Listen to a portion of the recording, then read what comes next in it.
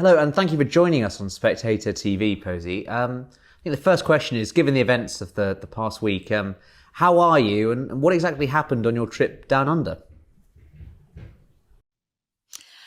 Oh gosh, what didn't happen on my trip down under? It was a full spectrum of experience, which started with me when I landed in Sydney, saying to my husband, we could move here. It's such a lovely, wonderful, friendly place to, by the end of it, leaving New Zealand with police protection where nobody could even know where I was in the station, and having a police escort until I got on the plane, until the plane took off. So, full spectrum of stuff, mobbing, all that stuff. Yeah, I mean, you've obviously done a number of these kind of events before. You've enlisted reactions, but positive, negative before. I mean, were you surprised by the intensity of feelings which happened on your tour down under? Yes, I was. So I knew it was going to be hostile because we are in a bizarre episode of human history in which normal people that understand the truth are fighting against sort of a quasi-religious authoritarian cult. So I knew that it was going to be difficult. But what normally happens in these situations is you get the people that are part of the cult that will be very, very angry with you and shout dogmatic mantras at you. And that's understandable. And I accept that. And they are almost invited because they prove my point, really, as to why I don't want them in women-only spaces.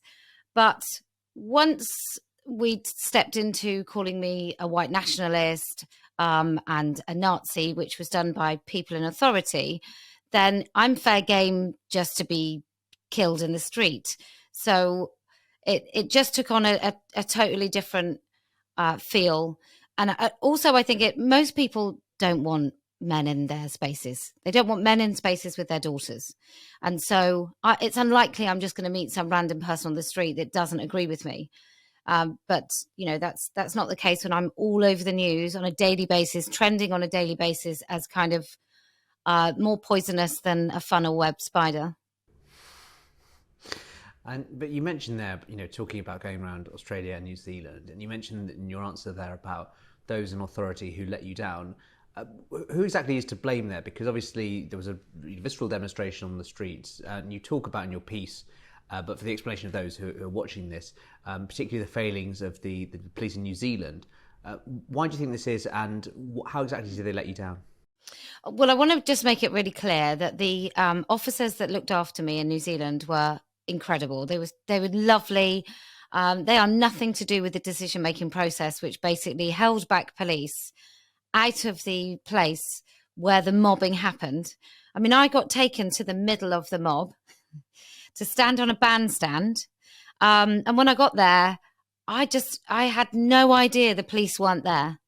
I just assumed because they said they cooperate. I mean, they said it, they wanted to know where I was before I got in the country. And so I assumed that meant they were going to protect me, and they took it really seriously because I'd been escorted in a couple of airports by Australian police. But instead, when I got there, I was searched for 2 hours and interrogated. My hotel had already cancelled. And then when I got to the hotel, when I woke up the next day, I had a threatening letter under my door. So I probably shouldn't have been surprised. And I felt it, right? I'm not particularly a spiritual person or believe in those sorts of things, but I felt it in my bones. I was very afraid actually going to the event. And there was an activist who assaulted you by pouring tomato juice in your head, and then gave a very sort of boastful interview to television before flying to Australia. And then the police said that they wouldn't arrest them. I mean, do you think that you were sort of insufficiently supported against those kind of threats, and that clearly the people who were doing this sort of stuff felt they were empowered to do things such as cover you in tomato juice? I think they act as if there's no consequences whatsoever, and to sort of gloat about it, especially when apparently that person has refugee status and now has committed an act of common assault, which, I'm now drinking my soup cold. So I'm quite happy about that. I think there are going to be some consequences. But yeah, the protesters should not have been allowed anywhere near women who just want to speak. I mean, it's been called a counter protest. we are not protesting. We are just gathering to speak. And so there is a protest against women speaking all in every single city we encountered. And it just got worse and worse and worse for how much they were allowed to really terrorize women. And I mean, Posie, you've done a lot of these kind of overseas tours and around the country as well. I mean, do you get a sense perhaps that the debate on these kind of issues is very different in Australia and New Zealand? And to what extent do you think national leaders, people like Jacinda Ardern, are to blame for clearly the very parlous and dangerous state of political debate down there? Well, I think we just look to lockdowns, and I think there's a correlation between the authoritarian attitude of those governments in lockdown and what you can force a population to do, and this adherence to this brand new ideology of pretending that we don't know what biological sex is. There does seem to be a correlation. I just don't. It was just so weird to be in a situation that was clearly very dangerous, really violent, could have ended up with any one of us women having our lives taken. And all over placards, there's talking about me dying and being stomped on and exterminated and all of these things. And that shouldn't have even been allowed at all. But lots of nations have been allowing this, whether it's how we protest against world leaders when they come here, more likely to protest Trump than they were somebody who's in a sort of a theo-fascistic kind of authoritarian country.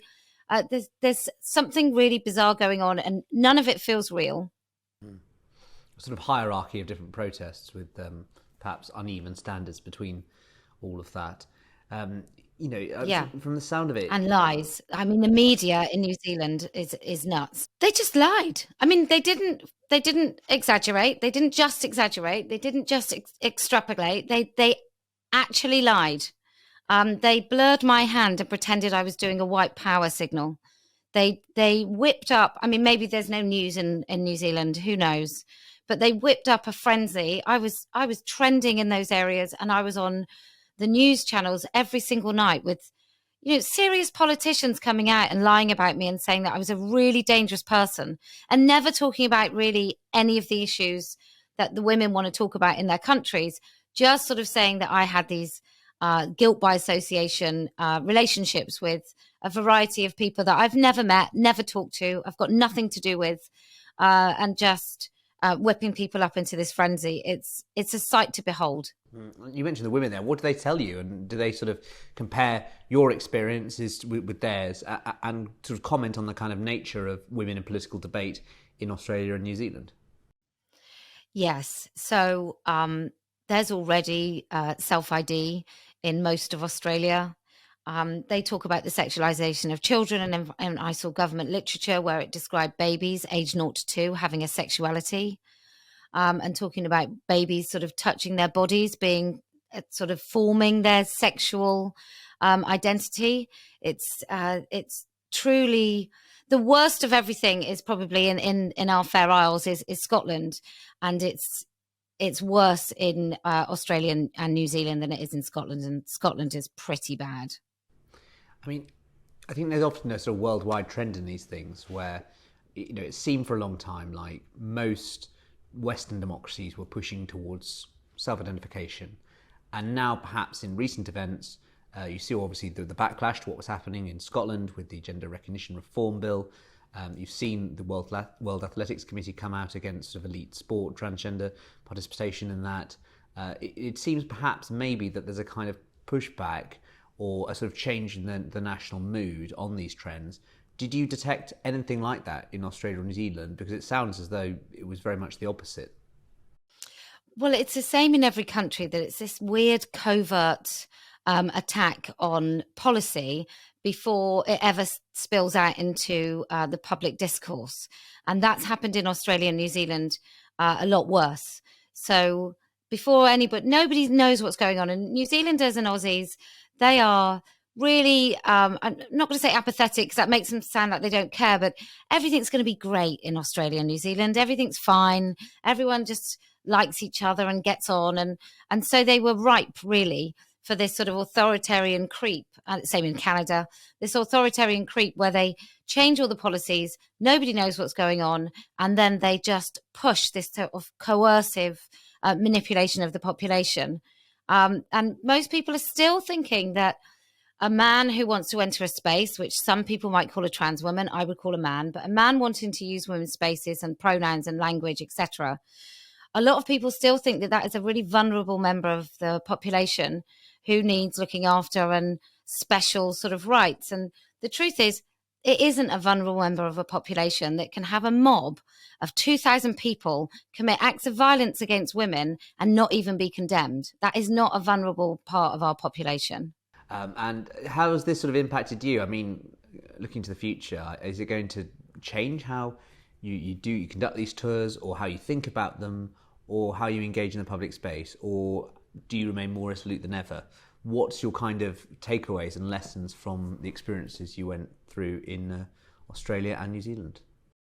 Well, I'm upping my own personal security, which is frankly expensive. So I'm upping my personal security. Plus, I'm just about to enter politics, and I'm going to go stand against Keir Starmer. So I'm going to be even more known.